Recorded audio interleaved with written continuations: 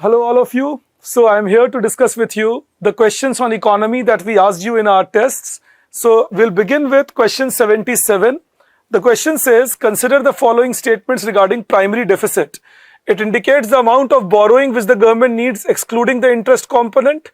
अब यही primary deficit का definition है, that it is amount of borrowings, fiscal deficit minus interest payment. So amount of borrowing which the government needs is fiscal deficit, and barring interest payment is of course fiscal deficit minus interest. तो amount of borrowing word जब देखो तो समझ जाओ ये fiscal deficit है, तो ये correct statement हो गया. Primary deficit can be calculated by adding interest payment for the borrowing to current years. अब ये adding word के वजह से ये statement गलत हो जाता है. Since we use the word adding here, the statement goes wrong. That is why the answer to this will be A, one only. That is when the answer to question number 77 is A, that is one only. Alright, so please keep that in mind. The next question asked is on CPI. Consumer Price Index measures the changes over time in general level of price of goods and services that households acquire for purpose of consumption. Now that again comes out to be a true statement. Alright, अगर कभी ये लिखा हो वहां from retail market तो भी बात सही है. In case you see another statement added from retail market, the statement is right. It tracks inflation at retail level, जो मैं तुम्हें अभी बता रहा था. Retail मतलब खुदरा मूल्य, जहां जो सामान बाजार में बेचा जाता है, wholesale पे नहीं. And then RBI has adopted inflation targeting using CPI combined as nominal anchor. That is again true. So all the three statements are true. Your answer will be D. Alright, all the three statements are true. Your answer will be D. The next question is, consider following statements regarding WPI. WPI is the average change in prices of a fixed basket of goods at any given point of time. That is another thing that they say, that it is the average change of price of a fixed basket of goods at first point of bulk sale. First point of bulk sale is the wholesale market. ये बस अलग अलग नाम है. हमारा प्रयास यही था कि इन नामों से तुम्हें परिचित कराया जा सके. These are separate names. The objective was to get you used to these names in the domestic market over a given period of time. And the present base year of WPI is 2014-15. That's incorrect. The present base year of WPI has been revised to 2011-12, and there is a talk that this will be made to 2016. So it is not 2014-15. So in this case, the answer is only statement 1 is correct. Answer is A. Only statement 1 is correct. Then the next question, it says, consider the following statements regarding core inflation. So actually core inflation is CPI combined minus inflation in food and fuel. ये definition होता है core inflation का. CPI combined minus inflation in food and fuel. So we say that it is a change, it is based on those items whose prices are non-volatile. Now that statement comes out to be true, that it is based on those items whose prices are non-volatile. Actually, ये जब आप बोलते हो prices are non-volatile, non-volatile का मतलब होता है that the price will not fluctuate. Now that statement we say, in this case, about core inflation, that statement we say is correct because price of food fluctuates a lot, price of fuel fluctuates a lot, and that is why when you remove their inflation, they are non-volatile elements. And it is the change in cost of goods and services and includes those from food and energy sector. अब देखो, जैसे ही आपने लिखा includes from food and energy sector, बात गलत हो गई. तो इसीलिए हमारा आंसर क्या होगा इसमें? A, one only. So 80, the answer is A, because CPI combined minus inflation in food and fuel is core inflation. Alright, that is how we measure it. Then there is, consider the following statements regarding SDR. It is an international reserve asset created by WTO in 1969. यही गलती है यहाँ पे. It was created by IMF in 1969. 1969 में ही create हुआ था. International reserve asset है, लेकिन WTO ने क्रिएट नहीं किया था, IMF ने किया था. So your first statement goes wrong because it was not WTO but IMF. And the value of SDR is based on 5 currencies, that is dollar, euro, renminbi, yen and pound. Correct statement again. And remember that the Chinese renminbi introduced from October 2016. ये जो Chinese renminbi है ये अक्टूबर 2016 से introduce हुआ. उसके पहले सिर्फ dollar, pound, येन और यूरो होता था, लेकिन अब रेनमिनबी भी यूज होता है to find the value of this SDR, and 2 only is the answer here. The next question that we had was, consider the following statement.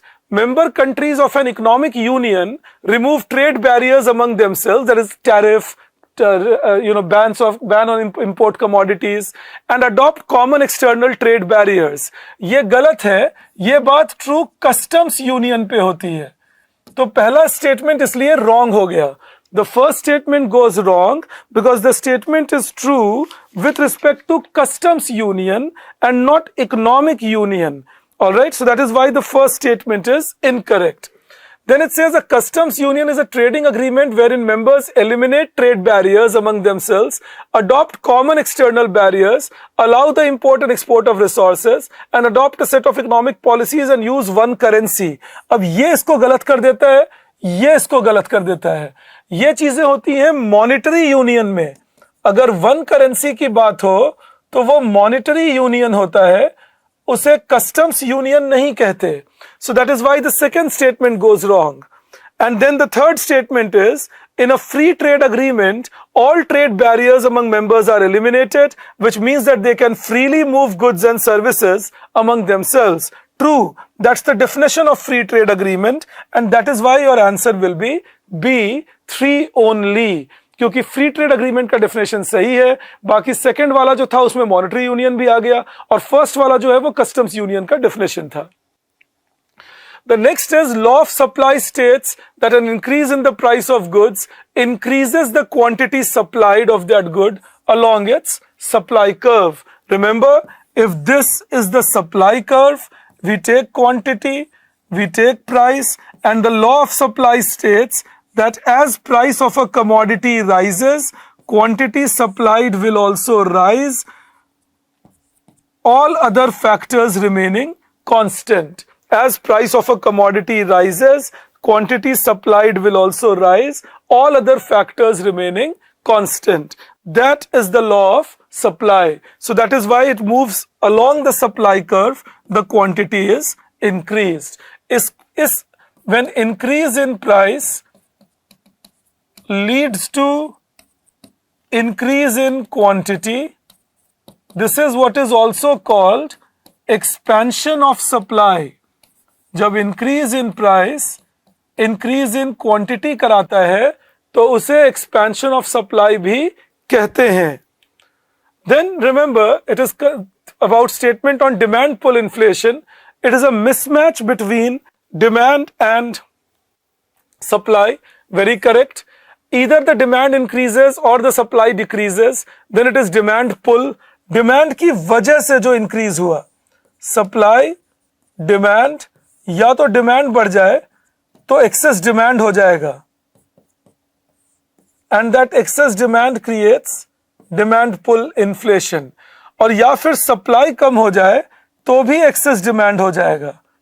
Supply कम हो गया, डिमांड ज्यादा, तो जो भी चीज एक्सेस डिमांड कर दे, डिमांड का बढ़ना या सप्लाई का कम होना, उसे कहते हैं demand pull inflation.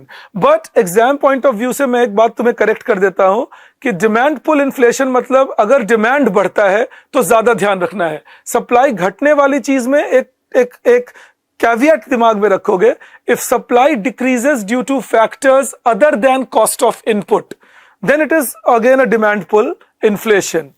And then of course the idea of demand pull inflation belongs to Keynesian school. John Keynes was the economist who talked about demand pull inflation and said that ultimately it's the demand which can create inflation in an economy and pull it out of recession. So the answer to this is D. All the three statements are correct, 1, 2 and 3.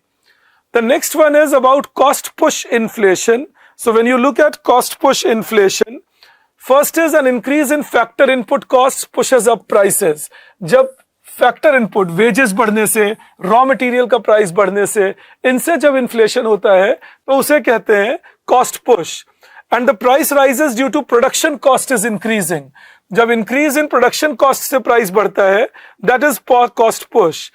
And तीसरा statement है, there could be other factors related to supply side inflation, whichever thing reduces supply, like natural resources are falling, monopoly of the firm. तो अगर एक ही firm है वो जानबूझ के supply reduce कर देंगे ताकि प्राइस बढ़ा सके. अगर गवर्नमेंट रेगुलेशन ज्यादा बढ़ गई, टैक्स बढ़ा दिया गया, इन सब से जो इन्फ्लेशन होता है, एक्सचेंज रेट डिप्रिशिएट कर गया, उसे भी सप्लाई साइड इन्फ्लेशन कहते हैं. तो आपका आंसर होगा D, all the three statements are correct. The answer will be D. All the three statements are correct. Then comes the next thing. Fiscal consolidation is one of the objective of India's economic policy. अब fiscal consolidation का मतलब क्या हुआ? बहुत ही lemon की तरह अगर सोचो तो कम से कम इतना जरूर सोच लेना एग्जाम में, at least think that it is about controlling fiscal deficit. Fiscal consolidation is about controlling fiscal deficit. Alright? तो ऐसे सोचते हैं कि कैसे मैं फिस्कल डेफिसिट को कंट्रोल कर सकता हूं. टैक्स बढ़ाकर, लोन लेकर तो नहीं कर सकता, और सब्सिडी कम करके. So your answer will be B, 1 and 3 only. If we increase tax, fiscal deficit can be controlled. If we reduce subsidy, fiscal deficit can be controlled. Of course, if we take more loans, it means more deficit. Then the next one is, which of the following is correct regarding the types of taxes? So tax which has incidence and impact at the same point is indirect tax. It's false. It is direct tax. जैसे income tax को ले लो, अगर incidence government ने मुझ पे लगाया, सरकार ने बोला विभास जी आप अपना इनकम टैक्स देंगे, मैं आपसे वो टैक्स नहीं ले सकता. So the incidence is on me and the impact is on me. Second statement is, tax which has incidence and impact on different points is the indirect tax, and this is the true statement. You know, tax which has incidence and impact at different points is indirect tax. That is the correct statement. अब GST direct tax नहीं है, ये तुम जानते ही हो, और interest tax लगेगा, जो इंटरेस्ट मैंने अर्न किया तो वो इनडायरेक्ट टैक्स नहीं हो सकता. तो interest tax is a direct tax and GST is an indirect tax. Remember that. लेकिन एग्जाम के हिसाब से तुम्हें बता रहा हूं, ऐसे क्वेश्चन अगर सॉल्व कर रहे हो, जैसे ही एक सवाल सही मिल गया ऑप्शन, सॉल्व कर दो. अगर तुम टैक्स के बारे में ज्यादा कुछ नहीं जानते तो तुम्हारा कंफ्यूजन ए और बी के बीच में होगा, सी और डी तो तुम्हें नॉर्मल नॉलेज से भी एलिमिनेट करने आना चाहिए. अब ऐसे कंफ्यूजन में क्या करें, इंसिडेंस और इंपैक्ट का डिफरेंस पता होना चाहिए, जो पर्पस था इस क्वेश्चन का कि हम तुम्हें सिखा सके. That you should know the difference between incidence and impact. That was the purpose of the question, that we can teach you that. So that is the impact here, that when incidence and impact both are at the same point, direct tax. But GST में क्या होता है, the incidence is on the producer and the impact is on the consumer. तो इसीलिए एक जगह incidence, दूसरी जगह impact. Then of course we move to the next part, 88. Consider the following statements regarding Finance Commission 15th. So it recommended grant in aid amounting to 1.99 lakh crore from 2021 for post-devolution revenue deficit grant. ये correct statement है. And 15th Finance Commission recommendation is approximately 50% higher. ये भी correct है compared to 14th Finance Commission. And the chairperson was N.K. Singh. ये भी correct है. 1, 2 and 3. आप कुछ मत करना, आप बस जो आपको शीट्स हमने दी हैं 15th फाइनेंस कमीशन की, जो मैंने तुम्हें क्लास में नोट्स शेयर किए हैं, तुम वही अगर पढ़ लेते हो तो भी काफी है. If you recall, we discuss few points on 15th finance commission. If you have seen even those, it will be sufficient to solve such questions on 15th finance commission. And the next question is, with reference to forex reserve, consider the following statement. They are asset held by central bank in foreign currencies as reserves. So that is true. Central bank holds them. लेकिन अगर कोई तुमसे पूछता है कि ये ownership किसकी है, तो ओनरशिप जो है वो सरकार की है. Central bank holds these foreign exchange reserves, but it is the ownership of forex reserves lies with the government. All right, central bank holds these foreign exchange reserves, but the ownership of foreign exchange reserve lies with the government. So remember that also. Ownership किसकी है? सरकार की. Central bank hold करते हैं on behalf of the government. But the question says assets held by central bank. Ownership की बात नहीं हो रही, तो statement सही है. So first statement is correct. India's forex reserves include foreign currency assets and gold reserves only. हमारा objection is only की वजह से होगा, because they also include SDR, the SDR issued by IMF, and they also include the reserve tranche position with IMF. So the foreign exchange reserves of a country will include foreign exchange, will include gold, will also include the special drawing rights with IMF, and will include the reserve tranche position with IMF. अब सवाल ये था that which one of the above is are not correct. तो not correct कौन सा है? Second. Correct है first. तो answer हो जाएगा B. 2 only. Not correct. And then the next question was a hard currency is the one. अब देखो डॉलर, यूरो, पाउंड एंड येन, ये 4 करेंसी हार्ड करेंसी मानी जाती हैं. Dollar, euro, pound and yen, in 4 currency को माना जाता है hard currency. Alright, dollar, euro, pound and yen, these 4 currencies are regarded as hard currencies. तो उस केस में, और हार्ड करेंसी क्यों? क्योंकि ये बहुत फ्रीक्वेंटली ट्रेड होते हैं, इन्वेस्टमेंट में इस्तेमाल होते हैं, ज्यादातर कंट्रीज इनको स्वीकार करती हैं. They are traded more, they are used in investment, and many of the countries accept them as valid currencies. Now the question asks, does not change its value relative to movements. Not correct. They depreciate, they appreciate. Is considered a strong currency with high level of liquidity. This is the true statement. It is not necessarily abundant, and it is not convertible to SDR. So the correct statement is B. Your answer will be B. So this is what we go by. Now, so that is what we go by. Now the next question is, devaluation always corrects a chronic balance of payment deficit.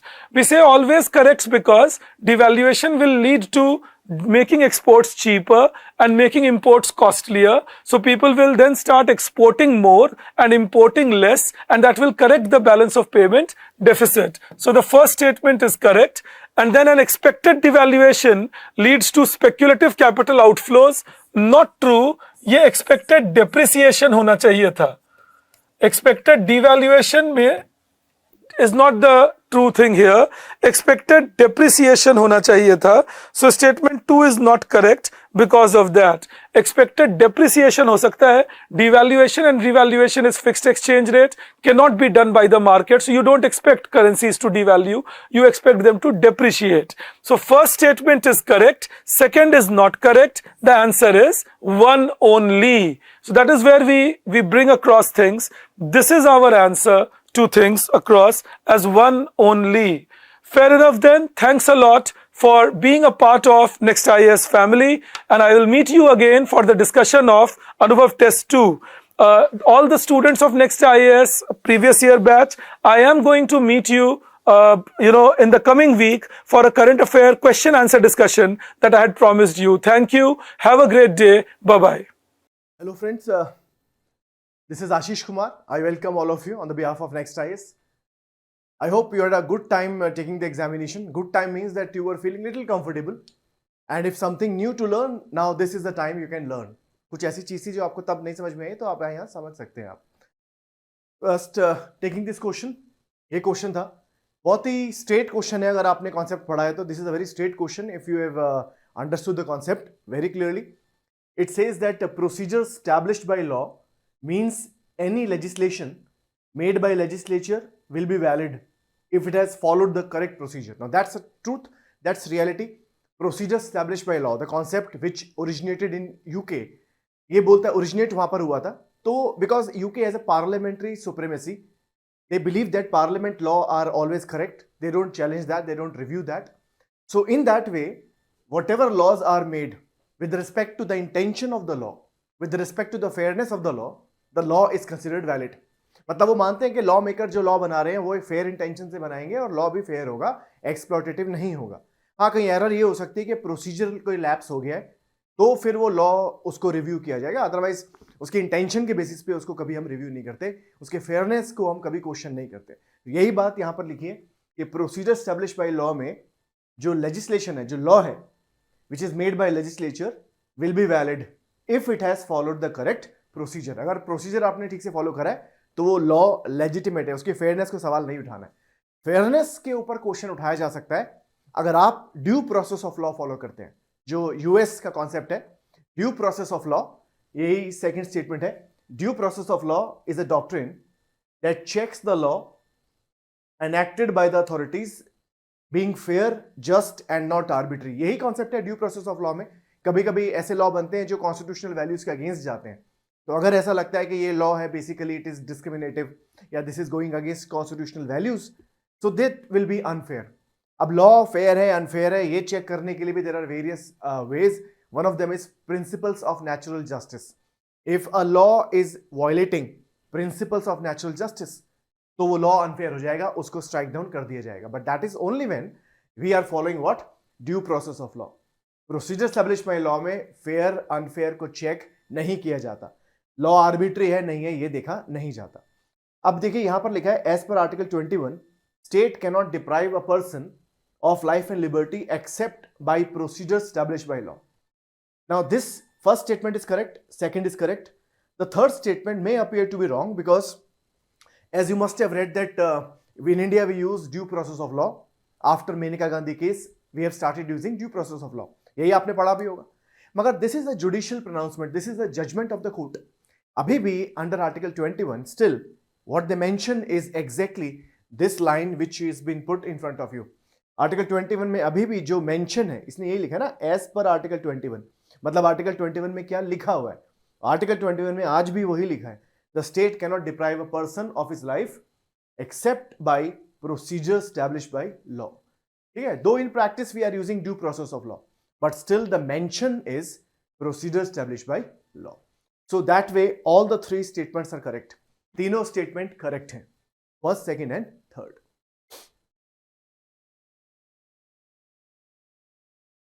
देखिए, this is a very interesting idea, constitutional morality. Regularly this is in news. And in various contexts people use this term nowadays also. अब सवाल ये आता है कि constitutional morality है क्या. Now let me tell you one thing that people have used this term in various contexts. अलग अलग context में इस term का use किया गया है constitutional morality. But the simplistic understanding with respect to the current, you can say the current use of this term in the context of legal working of India is this, that whatever is moral as per constitution, अगर मैं इसको बहुत simplify कर दूं तो simple ये बोलता है कि संविधान के हिसाब से जो सही गलत है, whatever is moral immoral as per constitution of India, that is what you call as constitutional morality. Constitutional morality मतलब क्या, आप ये समझिए कि whatever values, whatever ideals the constitution of India is standing for, that together form what you call as constitutional morality. And if I go in a very rude manner, in a very you can say crude manner, then constitutional morality को अगर आप basic structure के साथ भी compare करें तो गलत नहीं होगा. ठीक है ना. So the basic values which are being upheld, which are protected by constitution, they together will form what, constitutional morality. Now let me give an example. Suppose constitution acknowledges that Indian society is not uniform. Indian society uniform नहीं है. There are groups which are empowered, there are groups which are weak. कोई group है जो empowered है, कोई group है week है, कोई ग्रुप बड़ा है, कोई ग्रुप छोटा है. And everybody's needs are different. Okay, so Indian Constitution very well acknowledges that there is a group which you call as minority. एक ग्रुप है जो माइनॉरिटी है, एक ग्रुप है जो विमेन है, एक ग्रुप है जो शेड्यूल्ड एरियाज में रहते हैं, एक ग्रुप है जो ट्राइबल एरियाज में रहते हैं, एक ग्रुप है जो बच्चे हैं, चिल्ड्रन है. So these are various groups, and Constitution acknowledges that all of them have different needs. Her group की अपनी अपनी नीड है और उन नीड्स को हम उनके हिसाब से ही पूरा करेंगे. We don't consider everybody exactly equal because everybody is not equal. Some groups are vulnerable, some have got a higher demand, some have got more, you can say they require more support from the state. So Constitution says that acknowledge that society is not uniform. There are differences.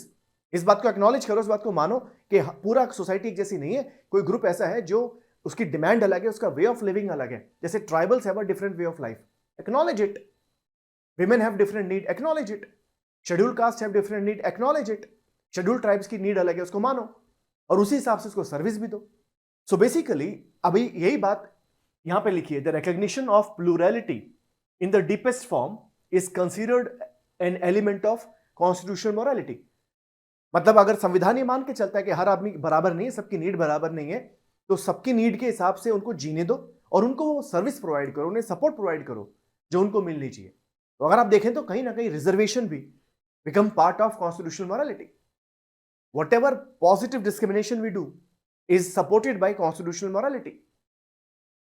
अब आप ये देखिए कि इसी को just if I extend this argument a little further, then there is a group, you can say normally people are, till now what we have seen is that people were engaging into heterosexual behavior and this was considered to be moral in society.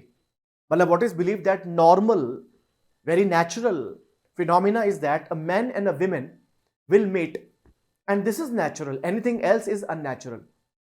But then judiciary has a different view now. In this NAS Foundation case, Delhi High Court acknowledged that it's not that whatever is natural in the, you can say, conventional manner will remain natural altogether, always. Homosexual people, when engaging in consensual sex, that is their reality, their orientation, their need. अगर कोई homosexual है और वो consent से किसी के साथ relationship बनाता है, of course adult होना चाहिए और consent के साथ होना चाहिए, तो वो उसकी नीड है, वो उसकी जरूरत है. आप एक्नॉलेज करें ना कि वो अलग टाइप का है. अलग टाइप का है मतलब एबनॉर्मल नहीं है, उसकी नीड अलग है, उसकी डिमांड अलग है, ओरिएंटेशन अलग है, तो उसको वही सर्विस दो, उसको वही अप्रूवल दो.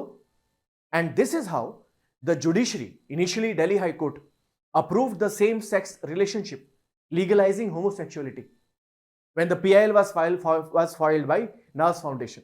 नास फाउंडेशन ने पीआईएल फाइल करी, दिल्ली हाई कोर्ट ने बोला कि homosexuality is should not be a crime because let's consider it that there are different group having a different orientation and that orientation is natural. बाद में supreme court ने उस पर stay लगा दिया and then eventually again Supreme Court itself legalized that. Navtej Singh Johar case. So I hope you must have got elaborate idea about constitutional morality and this particular idea how it connects with constitutional morality. संविधान कहता है सबकी need अलग है, सबकी जरूरतें अलग है, ओरिएंटेशन अलग है, उसको एक्नॉलेज करो ना. So this way both the statements are correct. So this way both the statements are correct.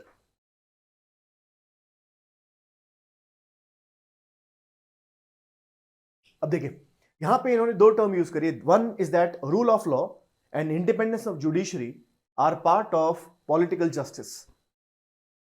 Now see political justice, let's say you say that women, or let's say you say that people who are illiterate, will not be allowed to enter in the political working of this country, or women will not be allowed to enter in the political working of this country. Women will not be allowed to vote, women will not be allowed to contest.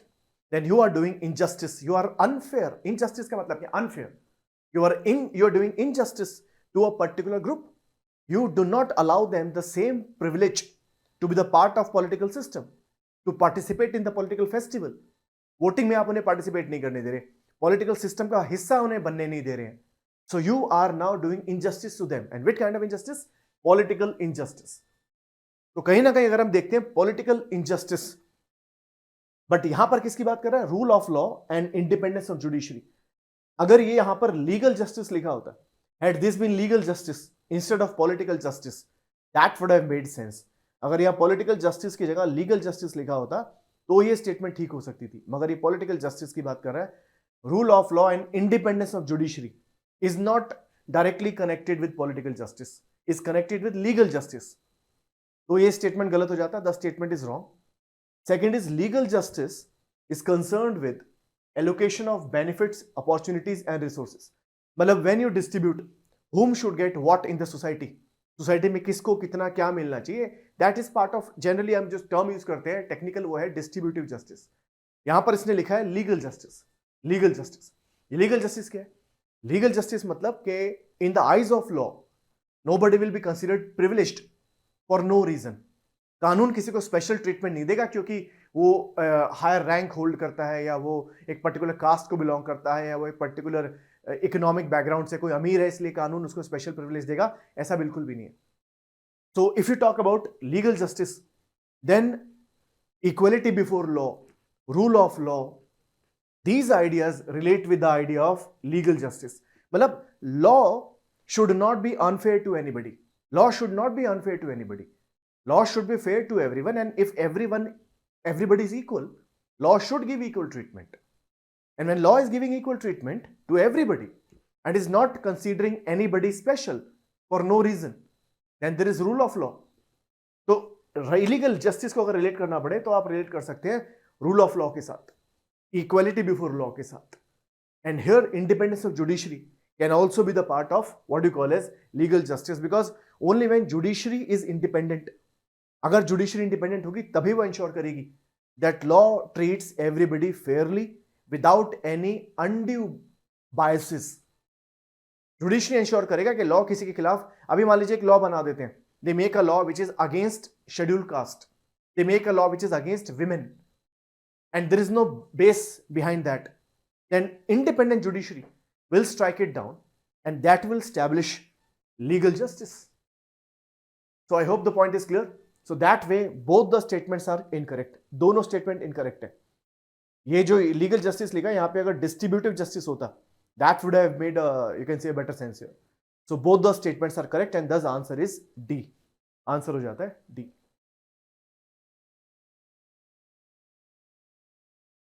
Now this is about fundamental duties. Now see, fundamental duties are mentioned in the Constitution of India.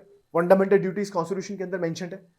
Now normally people feel that when you talk about fundamental duties, तो they should apply to everybody who is living in India. Fundamental duties सब पर apply होनी चाहिए जो India में रहते हैं.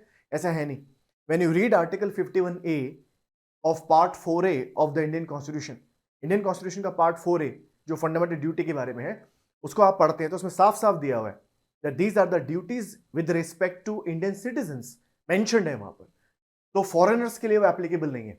यहाँ लिखा है they are applicable to both Indian and foreign citizens. foreigners के लिए applicable नहीं है, सिर्फ Indian citizens के ऊपर applicable है, तो ये गलत हो जाता है. The first is wrong. Second कहता है कि it is mentioned in American Constitution also. American Constitution is not talking about fundamental duties. Fundamental duties was not even in Indian Constitution initially. ये तो बाद में later on the recommendation of Swarn Singh Committee, Sardar Swarn Singh Committee 1976, on their recommendation these duties were made part of Indian Constitution. So it was not even present in Indian Constitution or even in American Constitution, but some constitutions in the very beginning had these fundamental duties, like Japanese Constitution had, USSR Constitution had fundamental duties, but not American, not Indian. It was inserted later on the basis of recommendation given by Swarn Singh Committee 1976. So that way second is wrong, first is wrong, and only third is correct. So answer is A.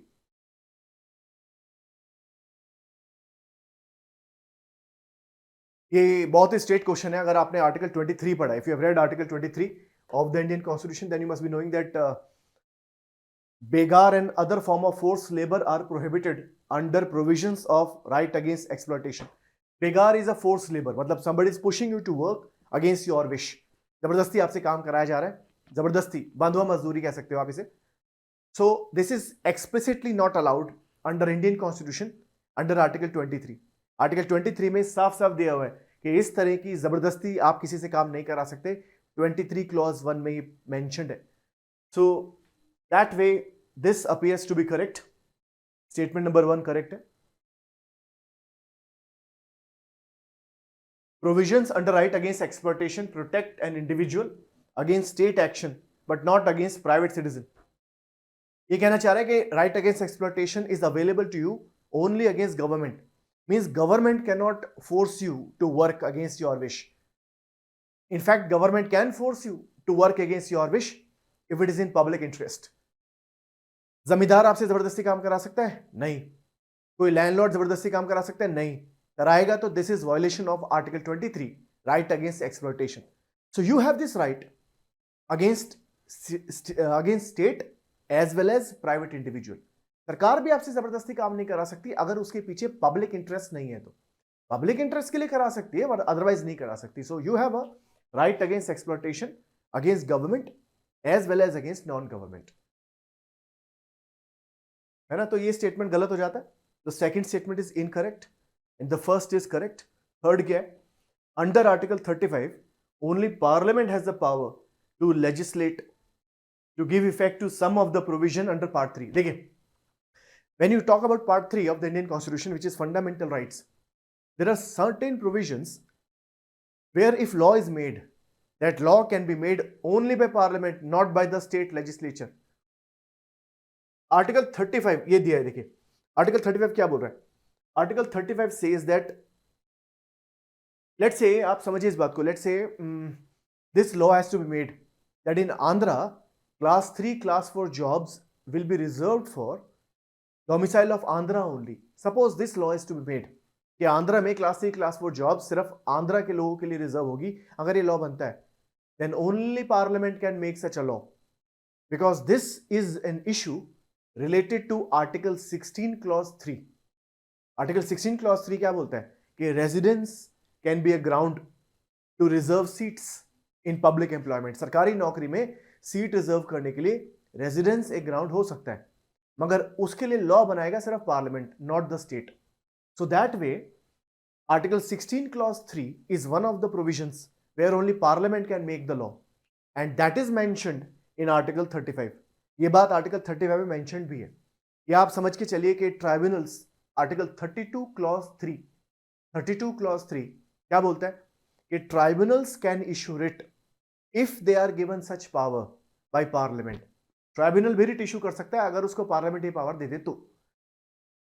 मगर parliament को ये power, parliament law बना सकता है tribunal को writ issue करने की power देने के लिए. Parliament can make law to give writs issuing power to the tribunal. But then where is it mentioned? This is again mentioned in article 35. Article 35 में ये लिखा है कि there are certain provision if you will make law regarding that only parliament can make such a law, not the state. जैसे 16 clause 3 से related कोई law बनना है पार्लियामेंट बनाएगा, 32 क्लॉज 3 से रिलेटेड कोई लॉ बनना है पार्लियामेंट बनाएगा, 34 में लॉ बनना है पार्लियामेंट बनाएगा. So this is exclusively power available to the parliament that in certain areas only you can make the law, not the state legislature. यही बात यहां पर लिखिए तो ये स्टेटमेंट भी करेक्ट है. So that way even this statement is correct. So statement 1 and 3 are correct, 2 is incorrect. ये बहुत ही स्ट्रेट क्वेश्चन है. ये बोल रहा है कि कौन सा पेयर राइटली मैच्ड है. देखिए these two pairs, option number 3 and option number 4 are correctly matched. But first और second क्या ये ठीक है?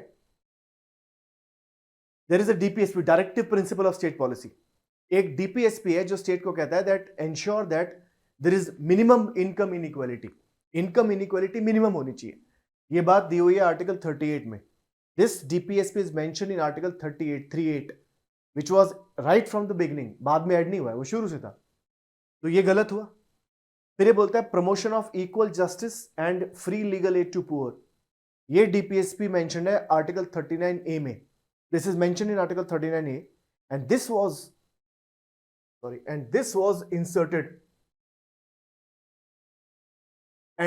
inserted through 42nd Amendment Act 1976. This was inserted, promotion of equal justice and free legal aid to poor was added through 42nd Amendment Act 1976, not through 44th Amendment Act. 44th Act से पास नहीं हुआ था, 42nd से पास हुआ था. इसलिए first two are wrong and the remaining two are correct. बाकी दोनों करेक्ट है. So I hope you have got some insight on these questions and with more practice you will become sharper and more clear on these ideas and I wish all of you doing very well. Keep revising the notes and then things will fall in place. Don't worry. Thank you so much. God bless you all. Do well. Hello everyone. Welcome to this session where we are going to discuss the polity questions for the ANUBHAV 2023. Let us look at the questions. There are around 11-12 questions from Polity. Let us look at the first question. With reference to delimitation commission, consider the following statements. Okay, so we all are aware that our constitution has provided for a provision for delimitation of constituencies, where we periodically redefine the boundaries of the constituencies for both Lok Sabha and Vidhan Sabha. Okay, if you look at the constitution article 81 and 82, where we deal with the Lok Sabha and the Rajya Sabha, there especially with respect to the Lok Sabha, it is mentioned that delimitation of constituencies should be done periodically after every census. Similarly, for the Vidhan Sabha also, article 170 talks about that. Then article 327 talks about delimitation again, where it empowers the parliament to make laws with respect to delimitation. And article 329 again talks about delimitation, where it says that any law with respect to delimitation made by the parliament, or the award of delimitation of whatever decision is taken by the delimitation commission for the delimitation of seats, none of that will be subject to judicial review. So there are 5 or 6 articles in the constitution which are mentioning about delimitation. It is a very, very important issue, because the purpose of delimitation is to ensure that every voter's value of vote is more or less similar across the country, right? तो आपसे question इसी पर पूछा गया है. There were some news with regard to Jammu and Kashmir delimitation, news with respect to Assam delimitation, इसीलिए question relevant है, right? So when we look at the provision, the decision of the delimitation commission is consensus based. Now remember, delimitation commission, it is formed as per a law made by parliament. Okay? Every census should be followed by a delimitation act, through which the parliament will provide for a delimitation commission to provide the mechanism of how to divide the seats. The latest delimitation commission which has been made by the parliament was through the Delimitation Act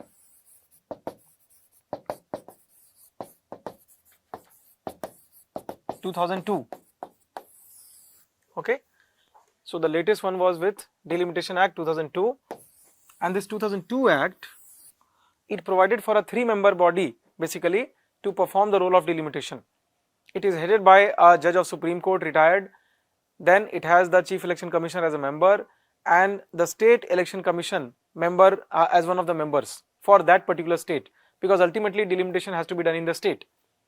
But it is nowhere mentioned in the act that it will work on consensus. It should be based on majority, if at all there is a difference of opinion. So the first statement comes out to be an incorrect statement. Okay. Second, its orders have the force of law and cannot be called into question before any court. This is a correct statement. Why? You read article 329 of the constitution. It very, very clearly and categorically mentions that any law made by parliament with respect to delimitation and the decision of delimitation of constituencies, it shall be beyond judicial review. Now till date, the Supreme Court has not accepted any jurisdiction over this provision of delimitation. Though in the same article, the RPA also, it is declared that it should be beyond judicial review, but Supreme Court has reviewed that on various grounds. But as of now, delimitation, Supreme Court has also not entertained anything. It has said very clearly that if we interfere in delimitation, then the elections will never be held in the country in time. So let us just not interfere. Let us go by what is mentioned in the constitution. Okay? So this statement is a correct statement. A retired judge of the Supreme Court acts as a chairperson of the commission. There is also a correct statement. So the correct answer to this question is 2 and 3. So C is the correct answer. Okay. So I hope you have clarity on this. Now,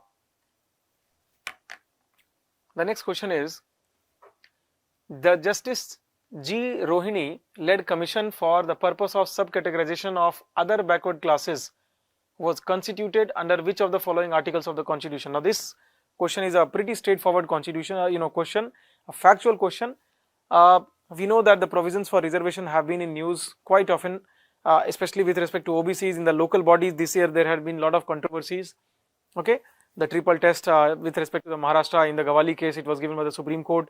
In UP there were some controversies, plus we have the EWS judgment coming out. So this becomes a very, very important issue.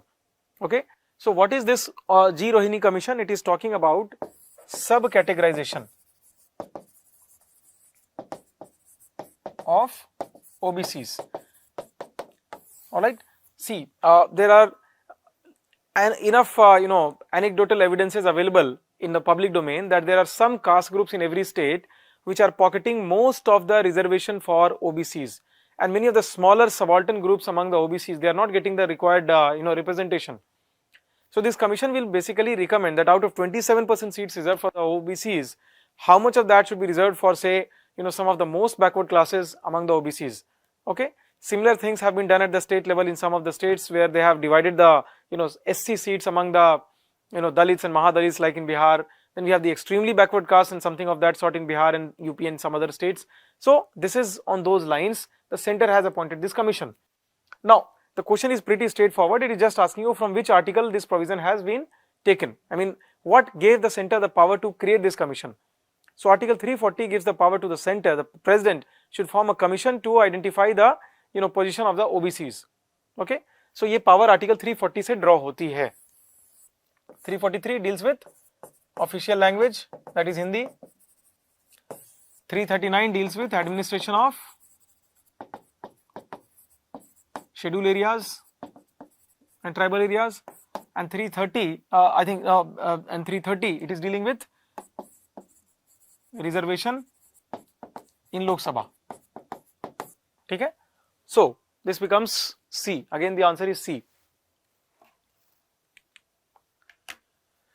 Next we have question number 64.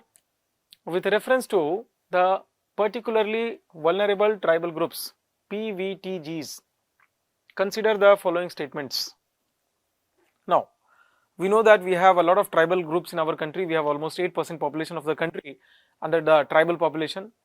Article 342 talks about declaration of tribes by the president. So the president can declare that these tribes are notified as scheduled tribes, but there is no definition mentioned for scheduled tribes in the constitution, and there is no definition of something which we are mentioning over here as PVTGs. So the question is basically asking you about the definition of PVTGs. Okay, so in 1975, so now let us have a look at the statements. In 1975, the government of India initiated to identify the most vulnerable tribal groups as a separate category called PVTGs. So this is a correct statement.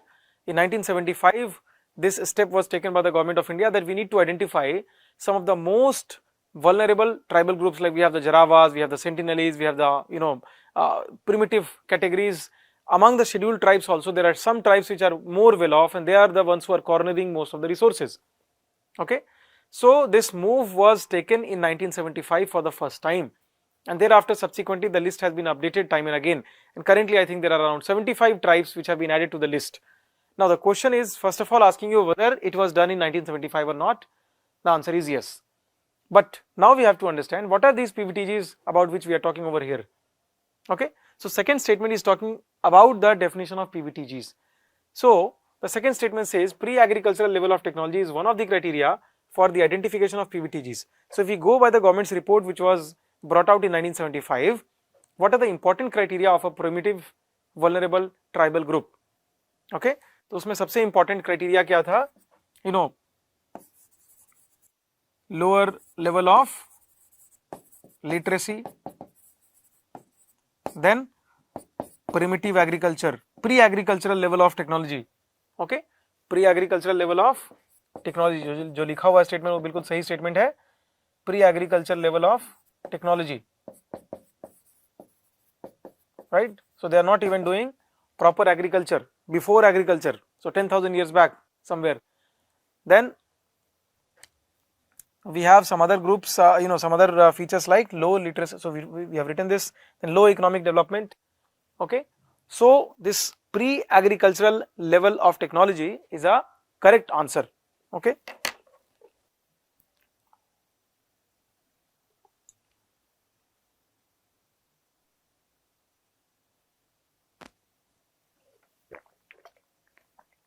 It is a correct answer. And so I was talking about some other parameters. So low economic development, and there is one more parameter which is very important, is a declining population or stagnant population. Declining or stagnant population.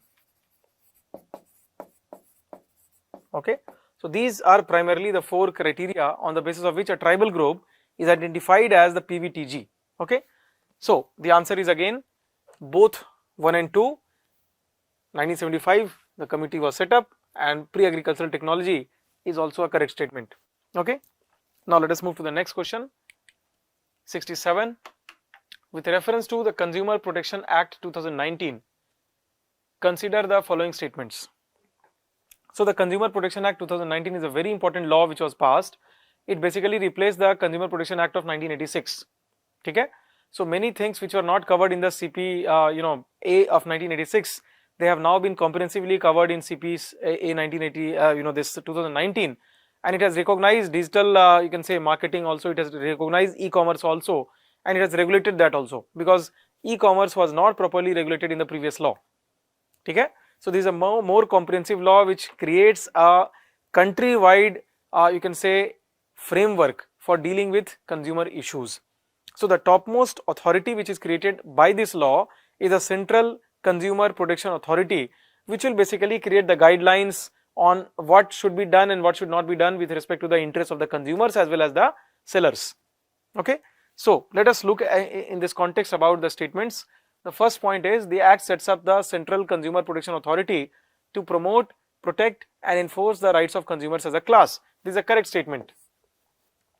Okay? This is a correct statement. The second one, the pecuniary jurisdiction, pecuniary means financial, we know that, of the National Consumer Disputes Resolution Commission, Redressal Commission is above rupees 1 crore. Now, this is not a correct statement. Remember, CCPA is an authority which is to make policies. Okay, it is a policy making body. It will give guidelines, it will give frameworks. Okay, but how to execute? Who will decide whether someone has violated the rules and regulations? For that, we have a country-wide framework, 3-tier level. We have a district level, then state level, and then national level Consumer Protection Commission. Okay, district Consumer Protection Commission, state Consumer Protection Commission and national level Consumer Protection Commission. ठीक है. So district में जो commission होगी उसकी power है 1 crore, इसकी power है 10 crore और इसकी power है above 10 crore. So ये figure गलत है. Okay, up to 1 crore district, 1 to 10 crore state, 10 crore and above central, national. Okay, so the second statement is a wrong statement. The definition of an e-commerce platform is provided under the Act. This is a correct statement. Okay, so this statement is a correct statement.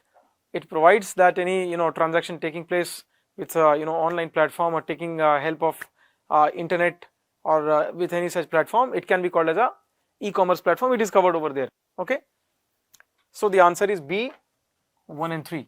All right. Next, the governor of a state has the power to appoint which of the following? Okay, so we know that the executive power of the state government, it is vested in the governor. He is the head of the state executive. By virtue of that, he appoints the CM, he appoints all the important authorities in the state. Now let us see what is the question. Chief Justice of the High Court, does he appoint the Chief Justice of the High Court? If you look at Article 217, what does it say? The President appoints the Judge of the High Court in consultation with the CJI, Chief Justice of the High Court concerned, and with the Governor. So the Governor is consulted, but the Governor is not the appointing authority of a Judge of High Court. He only appoints the judges of the subordinate courts. So this statement comes out to be a wrong statement, incorrect statement. Okay. Then we have Chairman of the State Public Service Commission. This is a correct statement. If you read Article 316, you'll find it is a correct statement. Okay. Then Chairman of the State Human Rights Commission, this is also correct statement. But remember, these appointments, they will be done by the Governor on advice of Council of Ministers. ठीक है. तो state public service commission में एक चीज important याद रखिएगा, उनको appoint करने की पावर गवर्नर के पास है, लेकिन रिमूव करने की पावर प्रेसिडेंट के पास है. गवर्नर उन्हें हटा नहीं सकते हैं. Alright, he cannot remove them, he can appoint them. Okay, so if you look at the answers, so this statement is a incorrect statement, so 1 and 3 is wrong, so 2 and 3, this is a correct statement, correct answer. First one is a wrong statement, 2 and 3 are correct.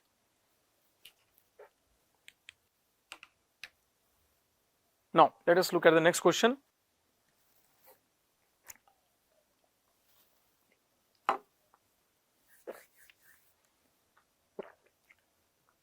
with reference to the delegated legislation in Indian polity, consider the following statements.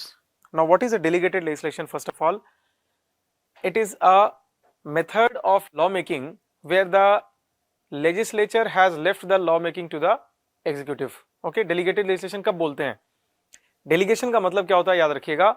Delegation means a higher authority has given some power to the lower authority, but ultimate responsibility lies with the authority which has given that power. मतलब मेरा कोई काम है, मैंने अपने किसी subordinate को अपना काम दे दिया कि आप मेरे बिहाफ पे काम कर दो, बस कोई गड़बड़ होगी तो मेरे पास ही आएगा. So I am still responsible for it. I have just given some of the task to somebody else on my behalf. That is delegation. So legislation is a job of the parliament. Legislation is a job of the state legislature. When the parliament is not doing that job, but the executive is doing that job, it is called as delegated legislation. ठीक है, अब ये concept समझ में आ गया. So under president's rule, parliament can delegate the power to make laws for the state to the president or to any authority specified by the president. This is a correct statement. Article 357 आप पढ़ेंगे. Article 356 में presence rule लिखा हुआ है.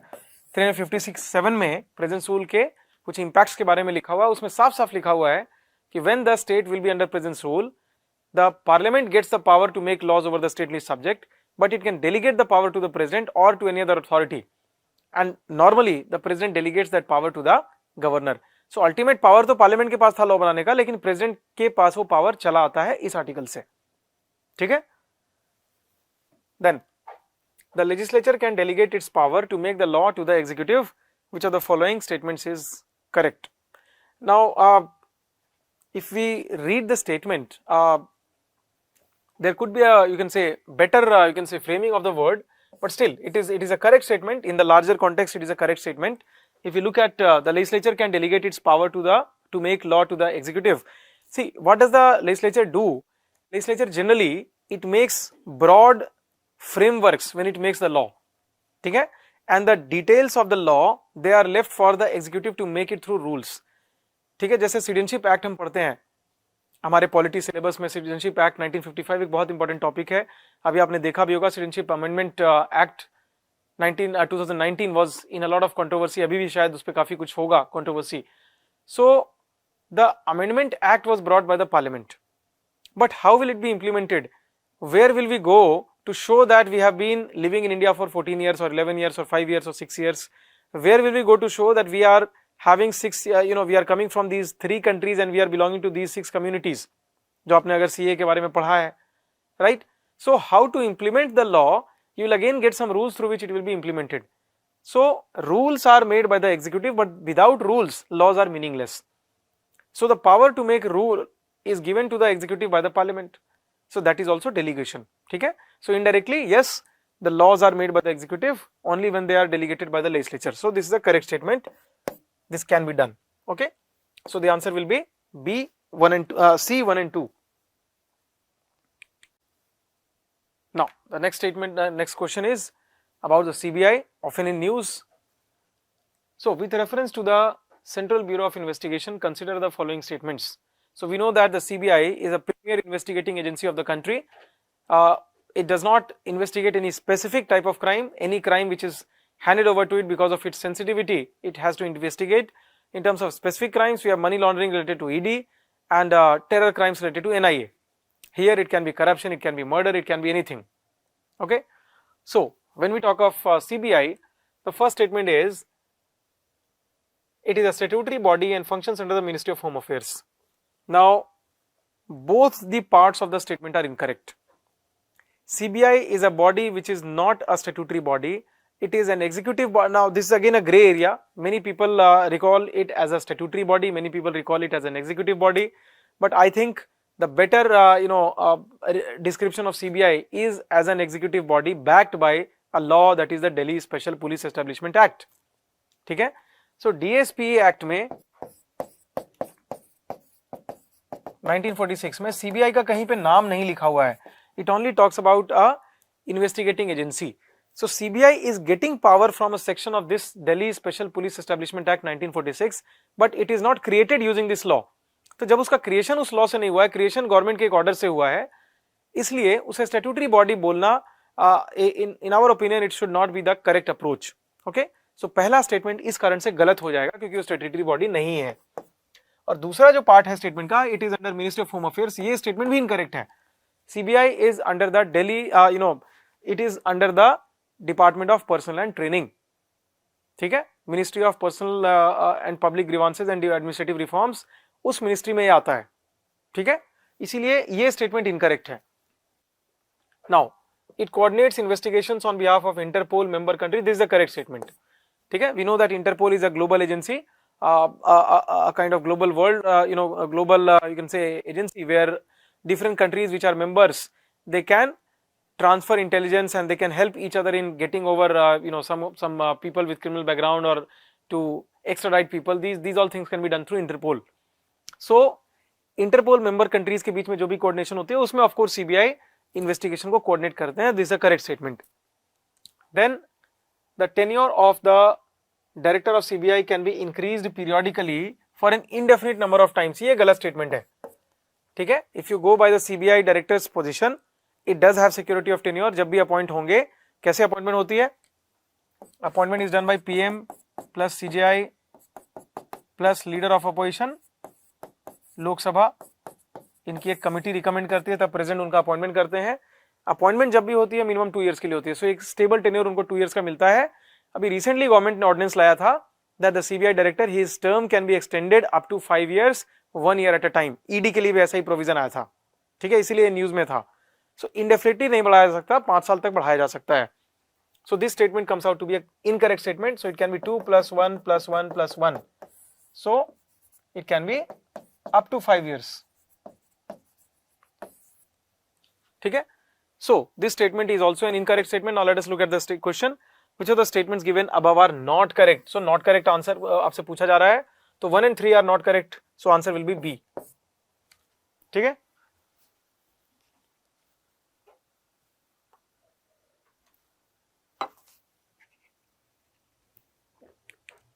Now with reference to the concept of special leave petition, consider the following statements. Now special leave petition, if you are aware of the appellate jurisdiction of Supreme Court, there are 4 types of appellate jurisdictions of Supreme Court, that is appeals in constitutional matters, appeal in civil matters, appeal in criminal matters, and appeal by a special leave, which is covered in Article 136 of the Constitution. So Article 136 is a very very important article, it gives very wide powers to the Supreme Court, ठीक है। So इस article में supreme court के पास क्या power है, किसी भी court या ट्रिब्यूनल के जजमेंट या अवार्ड के अगेंस्ट वो अपील ले सकते हैं। कैसे ले सकते हैं, there will be a special leave. What is special leave? Special permission of the Supreme Court. So it is not a right of the petitioner, it becomes a discretionary power of the court whether they want to accept this appeal or not. Okay, so let us look at the questions. It can be filed in both Supreme Court and High Court. No, there is an incorrect statement. High Court में नहीं है, Supreme Court में है, Article 136 में, ठीक है। It shall not apply to any judgment or order involving the armed forces, this is a correct statement। आप Article 136 में देखेंगे, limitations हैं इसके, ये आर्म फोर्सेस से गवर्न जो भी कोर्ट्स होंगे, मिलिट्री कोर्ट्स होंगे, उसके अगेंस्ट अवेलेबल नहीं है, ठीक है। It is mention in the constitution of India, this is a correct statement, the first one is incorrect. So if you look at the answer, so we have 2 statements are correct, B is the correct answer, 2 and 3 are correct, okay। So most of the answers till now we have seen it is C and B, okay। Next, with reference to the cabinet secretariat, consider the following statements. It is headed by the principal secretary to the prime minister. अब cabinet secretary के बारे में आपको पता है, cabinet secretariat होता क्या है। We know that the cabinet is basically the topmost decision making body of the country. जितने भी सीनियर मिनिस्टर्स हैं उनको कैबिनेट का मेंबर बनाया जाता है और वो जो भी डिसीजन लेते हैं ये मान लिया जाता है कि पूरी काउंसिल ऑफ मिनिस्टर्स का डिसीजन है। So cabinet is the highest decision making body of the country. Cabinet जब भी मिलती है उनके मीटिंग्स को कोऑर्डिनेट करना, उनके मीटिंग्स में जो भी डिस्कशंस हुए उनको रिकॉर्ड करना, उनके बीच में जो डिफरेंसेस रहे उनको सॉर्ट आउट करना, ये सारा का सारा काम कोऑर्डिनेशन का किसके पास है, द कैबिनेट सेक्रेटेरिएट, ठीक है। तो cabinet secretariat basically is not a line agency, it is not directly doing anything, it is ensuring that all the ministries are working together in the interest of the country. So the topmost official of the civil services who heads the cabinet secretariat is the cabinet secretary, it is not the principal secretary to PMO, ठीक है। principal secretary to prime minister उनका अलग role है, he is taking care of the prime minister's office, ठीक है। Cabinet secretary is taking care of the cabinet secretariat, so this statement is an incorrect statement. और cabinet secretary को बोला जाता है head of the civil services board, top most civil servant of the country, ठीक है। It functions directly under the prime minister, ये बिल्कुल सही स्टेटमेंट है। पीएम के पास कैबिनेट सेक्रेटेरिएट भी होता है, okay. He is the minister who controls the cabinet secretariat. It is responsible for the administration of the government of India, transaction of business rules 1961. This is a correct statement. अभी आपको मैंने बताया कि cabinet secretariat का काम क्या होता है, कोऑर्डिनेशन करने का मिनिस्ट्रीज के बीच में। Now you should remember that Article 77 of the Constitution, it allows the president to make rules for functioning of the country, ठीक है। मंत्रालय कैसे चलेंगे इसके लिए पार्लियामेंट को लॉ बनाने की जरूरत नहीं है, प्रेसिडेंट के पास पावर है। आर्टिकल 77 में they can make the rules with respect to functioning of the central government. इसी तरह की पावर आर्टिकल 166 में स्टेट गवर्नमेंट्स के पास भी होती है। सो इस पावर को यूज करके प्रेसिडेंट ने दो रूल बनाए हुए हैं। One rule is government of India allocation of business rules 1961 and the second one is government of India transaction of business rules 1961. तो transaction of business का मतलब क्या हुआ, how the ministries are interacting with each other, how are they passing information, how are they coordinating between each other to perform the government's role. So there also if there is a difference of opinion the cabinet secretary will come into picture. So ये बहुत important है, function उनका is the correct statement. It provides secretarial assistance to the cabinet committees, this is also a correct statement. Cabinet committees क्या होती हैं? Cabinet committees are basically again the cabinet is comprising of 20-25 senior ministers. सारे मंत्री हर decision में जरूरी नहीं कि एक साथ बैठे, तो कैबिनेट के काम को भी और तेज करने के लिए कैबिनेट कमिटीज बनाई जाती हैं। Suppose we talk of a defence issue, so what are the ministries which are likely to be involved in a defense issue? You have the PM of course is there, you have the defense minister, you will have the foreign affairs minister, you will have the home minister because many times internal external security they get mixed up, and you will have the finance minister, ठीक है। तो ऐसे cabinet committees जब बनते हैं उसमें उनको secretarial advice एक तरह से असिस्टेंस देने के लिए, what is secretarial assistance, to record their meetings, to coordinate their meetings, to decide the dates of meetings, ये सारा काम करने के लिए कौन होता है, कैबिनेट सेक्रेटेरिएट, ठीक है। So these three are the correct statements, so D becomes the correct answer, okay. Now next question is with respect to electoral bonds. Consider the following statements. So we know that electoral bonds were introduced in the year 2017 by making some amendments to the Finance Act and to the RPA 1951. So when we talk of the electoral bonds, the first statement, let's look the question is asking us which are correct, okay? So the political parties have to disclose the source of these bonds to the Election Commission of India at the end of the financial year. This is not a correct statement, ठीक है। एक चीज याद रखिएगा, electoral bonds में सबसे बड़ा जो इशू डिस्कस हुआ है, जो क्रिटिसाइज हुआ है, वो है एनोनिमिटी, ठीक है। The bonds were introduced with respect to cleaning up political funding, but indirectly it has ended up in making it more opaque, ठीक है। होता क्या है इलेक्टोरल बॉन्ड्स में, it is a bond which is issued by the RBI, it is a rupee denominated bond, आगे एक statement आएगा उस पर भी। तो आरबीआई बॉन्ड इशू करती है, 15 दिन का जनरली विंडो होता है, उस बीच में आपको खरीदना होता है।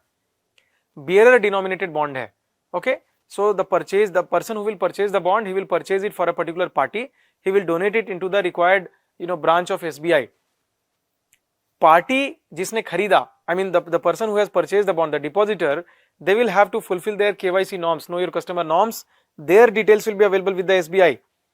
But political party जिसको उन्होंने दिया, उस political party को ये पता नहीं होगा कि किसने उनको ये bond दिया, because it is anonymous. तो criticism इसीलिए इसका आया कि the government of the day can get that information because SBI is involved, they can pressurize the SBI officials and they can get that information. So ये तो criticism इसका काफी news में चल रहा है, तो पहला स्टेटमेंट आपको पता होना चाहिए, it is not a correct statement. Political parties do not know what is the source of the deposition, ठीक है। Next, all political parties registered under section 29A of the RPA are not eligible to receive the electoral bonds, ठीक है। ये correct statement है, क्यों, क्योंकि केवल उसी पार्टी को बॉन्ड लेने का राइट है जिसके पास कम से कम 1% वोट पिछले इलेक्शन में आए थे, okay. So parties which have been getting at least 1% votes, not all recognised parties only, but parties which have got minimum 1% votes, they are eligible for it. ऐसा क्यों किया गया, क्योंकि हमें पता होना चाहिए कि पॉलिटिकल फंडिंग जो होती है वो टैक्स फ्री होती है, तो ये जो डोनेशन किया जाएगा ये टैक्स फ्री होगा। अब किसी भी पार्टी को आपने रजिस्टर करा दिया, वोट नहीं मिले, केवल पेपर पे रजिस्टर्ड है तो फिर शेल कंपनी का काम करेगी. So to ensure that parties which are active in politics and they are at least getting some support of the people, only they are getting eligible for getting the benefit of the electoral bonds. Remember, political funding is a mechanism to support those people who are getting support of people. ठीक है, तो उसी parties को recognition मिलती है या इस तरह के बेनिफिट्स मिलते हैं जिन पार्टीज ने ऑलरेडी परफॉर्मेंस शो किया है कि हाँ लोगों ने सपोर्ट किया उनको. तो जिनको लोगों ने सपोर्ट किया उसको स्टेट भी सपोर्ट करता है कि आप आगे बढ़िए, राइट. तो अगर आपने केवल आज पार्टी बना ली और आज आप चाहें कि बॉन्ड मिल जाए, नो, जब तक आपको 1% लोग सपोर्ट नहीं करते हैं आप बॉन्ड नहीं ले सकते. ठीक है. Third one, the bonds are allowed to be purchase through dollars if an NRI is buying the bond. No, this is a incorrect statement. It is a rupee denominated bond. उसका बहुत clear आपको idea होना चाहिए. It is a rupee denominated bond, it is not issued in dollars. So ये statement गलत हो गया. ठीक है. So which is the correct statement? Only 2 is correct, so the answer will be B. Okay. Now let us look at the next question.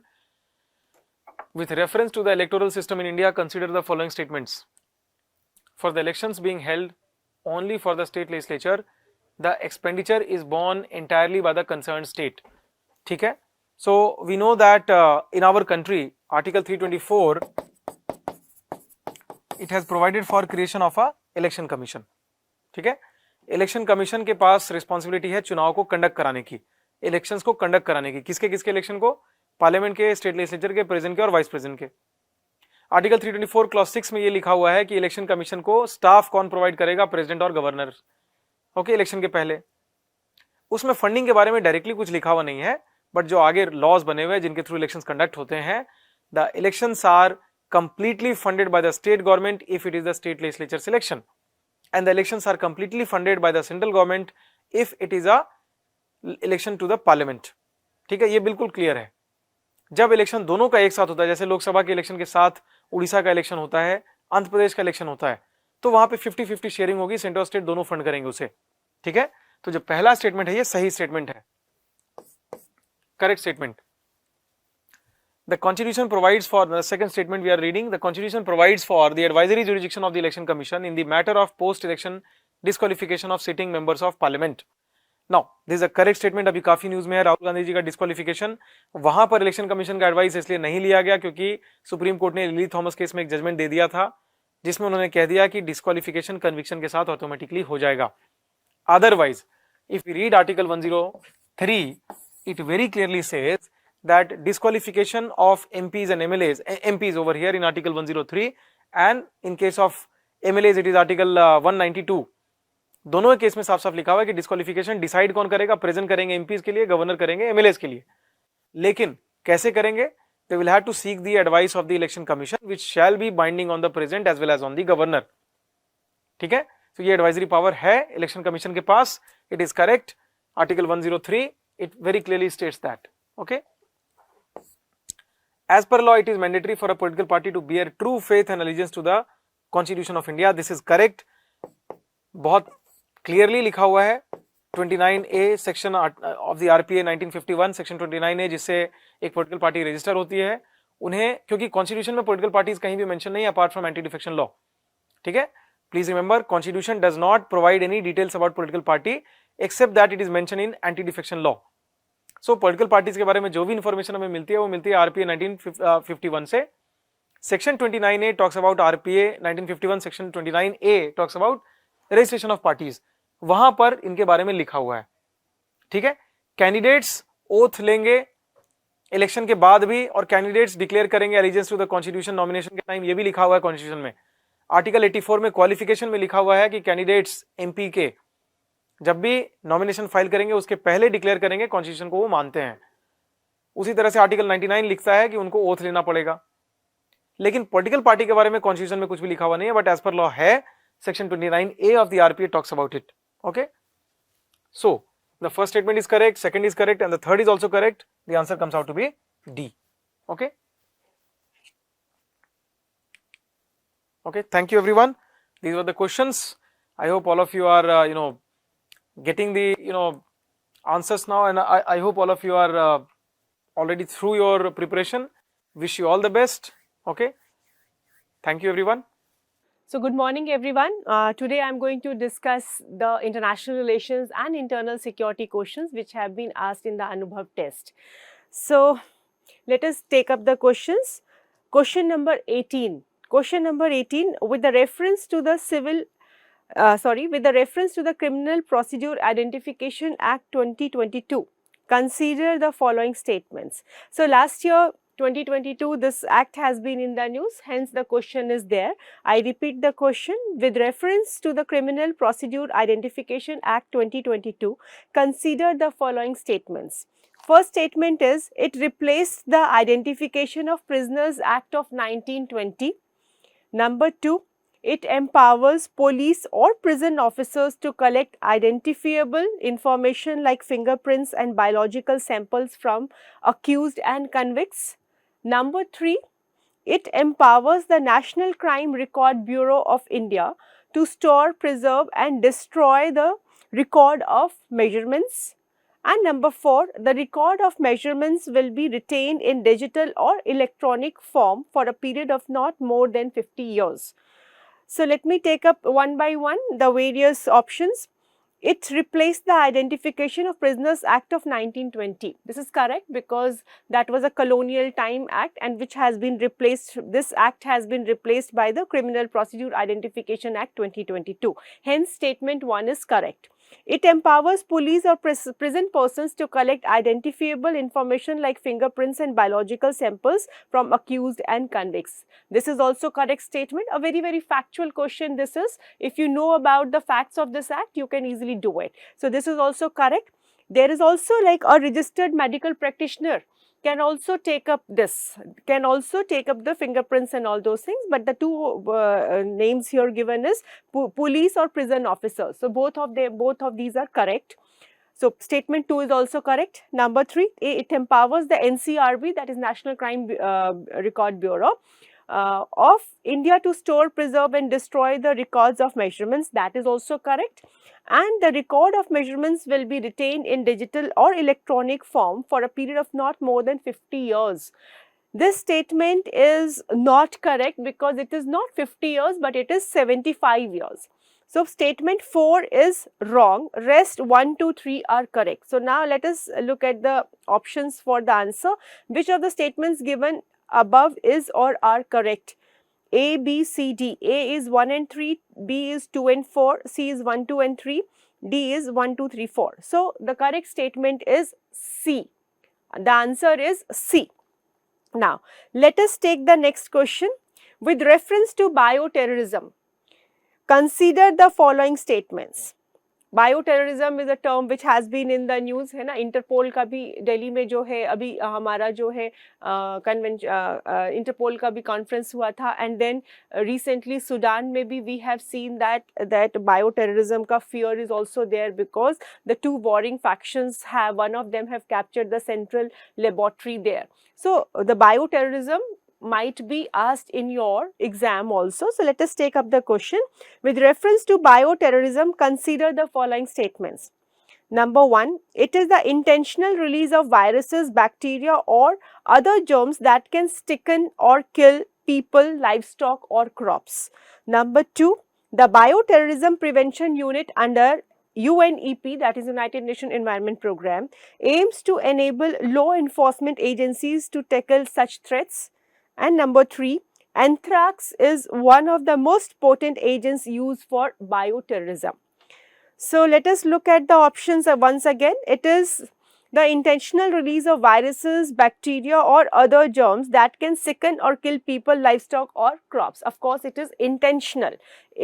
That is why it is terrorism, and to create a panic, because to create a panic by using these kind of agents like anthrax and all. So the statement 1 is correct. Statement 2 is Bioterrorism Prevention Unit under UNEP. It is not under UNEP, rather Interpol. So this statement is wrong. Statement 3, anthrax is one of the most potent agents used for bioterrorism. Yes, anthrax is an agent which has been in use ever since like World War I. So it is one of the most potent agents which is being used for bioterrorism. Other agents are also like botulism is there, plague is there, smallpox is there, tularemia is also there. So anthrax is also one of the most potent. So the statement 1 and 3 are correct, but statement 2 is not correct. So the question is, which of the statements given are correct? So statement 1 and 3, so the option answer is C. C is the correct answer for that. Now question number 56. With reference to Asia Pacific Economic Cooperation, APEC, consider the following statements. है ना, APEC का summit हुआ था, meeting हुआ था, APEC has been in the news, वैसे ही East Asia Summit has been in the news, ASEAN was also in the news. So let us talk about Asia Pacific Economic Cooperation, which is given in the question. The organization was established solely for the purpose of economic and defense cooperation. Number 2, the forum adapts to allow members to deal with new challenges like pandemics. And number 3, India has been a full-time member of the organization since its inception. Let us look at the statements. The organization was established solely for the purpose of economic and defense cooperation. Solely for economic and defense. Defense is not right. It is economic cooperation. So the statement 1 is partially correct because economic is correct but defense is not correct. Hence the whole statement is wrong. The forum adapts to allow members to deal with new challenges like pandemics. Of course, this forum is basically dealing with economic issues. It is talking about आपका जो है like trade and investment liberalization. It is talking about business facilitation and all those things. But apart from that, along with that, it is also talking about or telling the countries how to deal with pandemics, how to ensure disaster management properly, and how to address the issues of even terrorism. So APEC is also dealing with the issues of terrorism. It is also preparing the countries to deal with terrorism. So statement 2 is correct. India has been a full-time member of the organization since its inception. India is not a full-time member. Inception ki to baat hi nahi hai. India is not a full-time member. It is having an observer status. So when we look at the question, which of the following statements is or are correct? Answer would be B. Only 2 is correct because 1 is wrong, partially correct hai, तो completely wrong हो जाएगा statement. 2 is correct and 3 is also wrong. So the correct answer to the question is B. Now question number 59. With reference to the 2022 report published by Stockholm International Peace Research Institute, that is called as CPRI in short, consider the following statements. Global volume of international arms transfers has fallen drastically due to the COVID-19 pandemic, number 1. Number 2, India is among the top 5 arms importers in the year 2018 to 22. And number 3, the USA is the largest arms exporter in the world. So now let us again look at the statements. Global volume of international arms transfer has fallen drastically due to the COVID-19 pandemic. Of course, it has fallen, but the drastic word is wrong. Had it been that the global volume of arms transfer has fallen a little after COVID-19, it would have been correct. But the drastic fall is, the drastic term here is wrong because the fall is only approximately 5.1%, which is not considered as a drastic fall. So because of this drastic word, the statement is wrong. India is among the top 5 arms importers. Of course, India is among the top 5 arms importers. India, Saudi Arabia, China, Qatar, Australia are some of the countries according to CPRI who are largest arm importers. So India is among one of the largest arms importers. So this is correct. USA is the largest arms exporter. This is also correct because USA, Russia, France, China, Germany, these are the countries which are largest arms exporter. So the statement 1 is wrong because of the word drastic, 2 and 3 are correct. So the correct answer would be B, 2 and 3 only. And China is interestingly one of the largest exporters as well as one of the largest importers. Now question number 65. The Windsor framework has been in the news because the Windsor framework was finally reached in the month of February this year, 2023. So the Windsor framework is a trade-related agreement signed between which of the following? Number 1, United Kingdom and European Union, UK and European Union, European Union and USA. Number 3, Russia and Ukraine. and number 4, India and Britain. So the correct answer to this is number 1, United Kingdom and European Union. This is the post-Brexit. In a post-Brexit, this agreement has been signed, Windsor Framework Agreement has been signed, which is talking about the trade. It is talking about the issues of movement of goods between European single common market and UK. So the correct answer to the question is A.